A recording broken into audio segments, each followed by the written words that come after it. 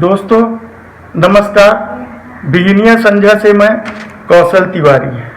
Corona के इस भीषण तबाही को लेकर देश के प्रधानमंत्री नरेंद्र मोदी दुखी हैं, तो उन्हें दुखी होना भी चाहिए, क्योंकि कोरोना की जो तबाही और नरसंहार इस देवभूमि के कतरे कतरे में दिखाई दे रहा है, उसकी वजह किसी से छिपी नहीं है। सत्ता की लापरवाही के चलते हुए इस नरसंहार को लेकर दुखी होना और इसकी जिम्मेदारी लेना दोनों ही अलग बात है। हालांकि पूरा देश इन दिनों प्रधानमंत्री के आंसू का मजाक उड़ा रहे हैं। यह मजाक इसलिए उड़ाया जा रहा है क्योंकि प्रधानमंत्री पहली बार दुखी नहीं हुए। कुल मिलाकर 7 साल के कार्यकाल में 8 बार उनके आंसू निकले।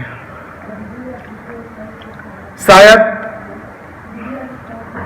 यह पहली मौका है जब उनके आंसुओं को लेकर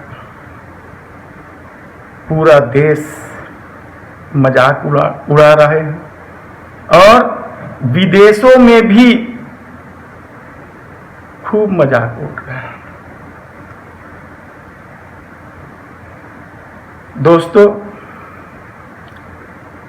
ये मजाक क्यों उड़ाया जा रहा है, इस पर प्रधानमंत्री को, भारतीय जनता पार्टी को, आरएसएस को और मोदी समर्थक तमाम लोगों को सोचना चाहिए कि आखिर प्रधानमंत्री के इस आंसू का मजाक क्यों बनाया जा रहा है। पहले ये वीडियो देख लीजिए। कुछ लोगों का स्वभाव है रोते रहना।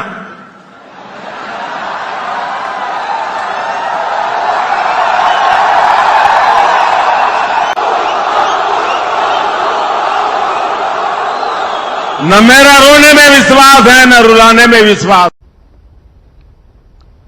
अपनी विनम्र श्रद्धांजलि देता हूं और उनके परिजनों के प्रति सांत्वना व्यक्त करता हूं। सॉरी, उस रात को एयरपोर्ट से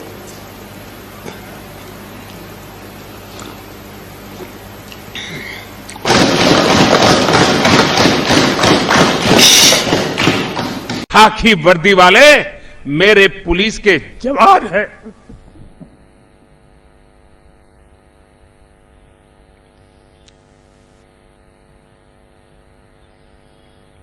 देश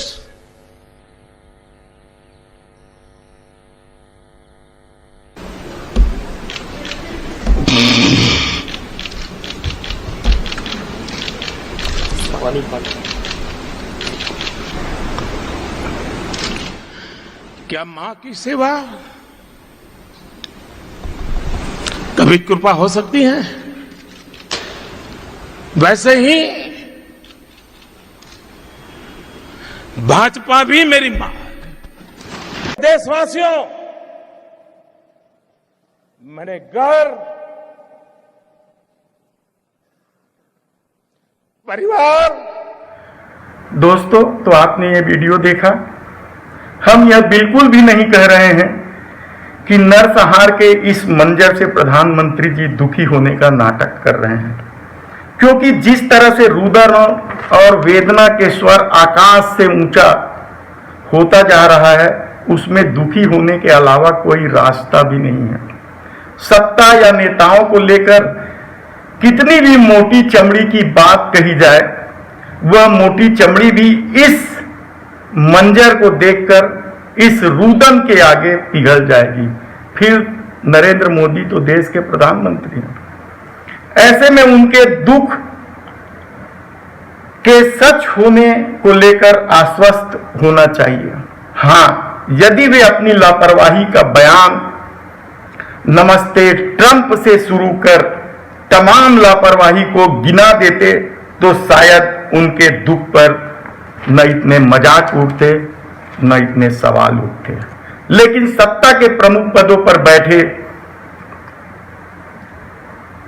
व्यक्तियों का अपना चरित्र होता है। फिर जिम्मेदारी को स्वीकार करने के लिए साहस चाहिए, नैतिक साहस की जरूरत होती है, बल्कि अपने भीतर के झूठ और छल को मारना पड़ता है।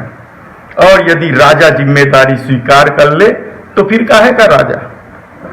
कोरोना के दौर में देश की सत्ता से लोगों की उम्मीद यदि बड़ी है तो इसके लिए प्रधानमंत्री को कैसे जिम्मेदार ठहराया जा सकता है। सत्ता की जब पूरी रईसी लोगों के टैक्स पर निर्भर है, सेंट्रल विस्टा के लिए पैसे या प्रधानमंत्री के महल के लिए पैसे जब टैक्स से ही आता है तो वैक्सीन को टैक्स फ्री कैसे किया जा सकता है। आखिर जनता पेट्रोल रसोई गैस पर टैक्स तो दे ही रही है। दवा से लेकर घरेलू उपयोग की वस्तुओं की कालाबाजारी में अधिक पैसा दे ही रही है, तब वैक्सीन में टैक्स देने से क्या परेशानी हो सकती है, ये सत्ता का मानना है। इसलिए प्रधानमंत्री नरेंद्र मोदी पर टैक्स नहीं लेने का दबाव डालना ही गलत है। वैसे भी सत्ता चलाना आसान काम तो है नहीं, फिर आपदा के समय तो यह और भी मुश्किल भरा काम है।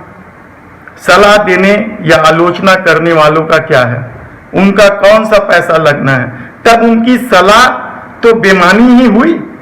और फिर मुफ्त की सलाह की कोई कीमत भी तो नहीं होती है। देश को प्रधानमंत्री को धन्यवाद करना चाहिए कि वे न केवल दुखी हैं बल्कि उन्होंने मृतकों को श्रद्धांजलि भी अर्पित की है। और अब क्या किसी को सूली पर चढ़ाओगे। धन्यवाद।